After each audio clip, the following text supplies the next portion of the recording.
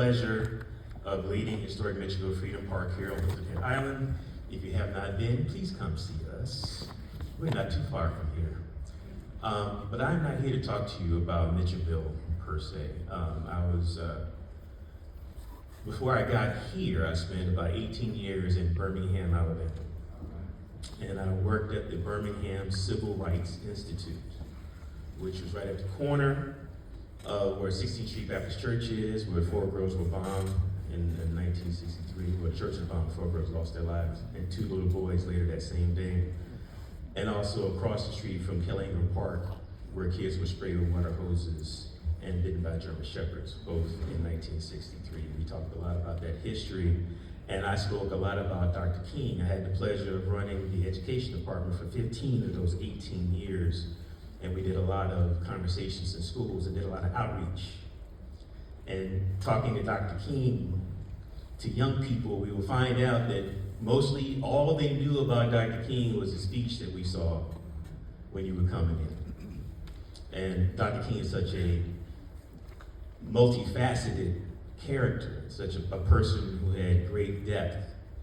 Unfortunately, he's been reduced to 1 sentence. And I won't go too deep into that. I see my wife looking at me. But for someone who has had to study King and talk about King for a lot, that reduction to 1 sentence, it bothers me. Because he's done so much and has said so much. I encourage you to go read some of the speeches. And if you have opportunity, Why We Can't Wait, which is a book he wrote, please go read that.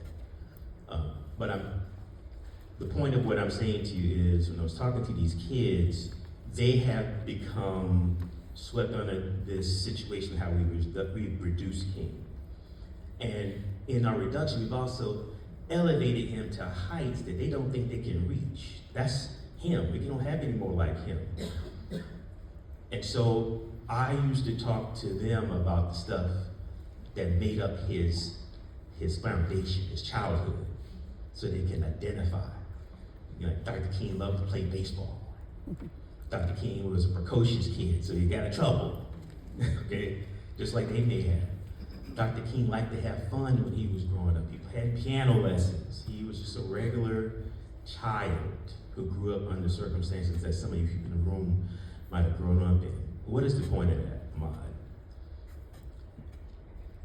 I always rounded that up with, you can choose to be Dr. King tomorrow if you want to. He saw injustices as a child and decided he would do something about it.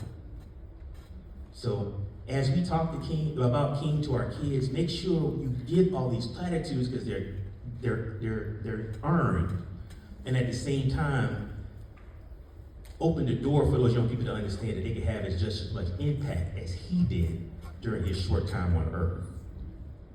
That's the true legacy of what King means for our young folks, because they can emulate him holistically if we give them opportunity to do so, and we put the things in front of them that they need to grow and to do that. When Dr. King was 14, he left Atlanta, Georgia with one of his teachers, Mrs. Brantley, to go to Dublin, Georgia, to take part in an oratorical contest. Incidentally, his speech was the Negro and the Constitution. And he talked about how the Constitution's its layout should basically apply to black people as well. Well, on the way back,